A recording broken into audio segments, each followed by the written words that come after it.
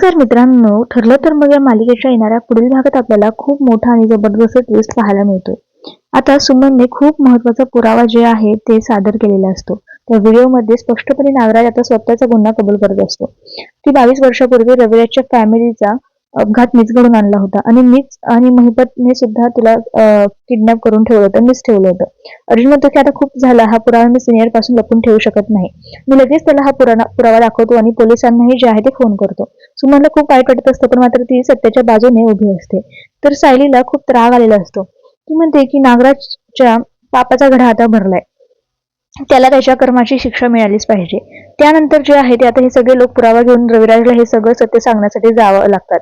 तर मित्रांनो, आता तरी मालिकेत कोणताही नवा ट्विस्ट नको, नागराजचं सत्य सगळ्यांसोबत आले आणि त्याचा पुरावा देखील आहे, त्यामुळे सत्य सगळ्यांना कळायलाच पाहिजे. आणि हेही कळायला पाहिजे की सायलीच खरी तन्वी आहे, कारण की याचीच सगळेजण आतुरतेने वाट पाहत आहे की सायलीच खरी तन्वी आहे, हे कधी कळेल. आणि खरंच हे सत्य जे आहे ते लवकर कळायला पाहिजे, कारण की हेच मेन सत्य आहे असं सगळ्यांना वाटतंय.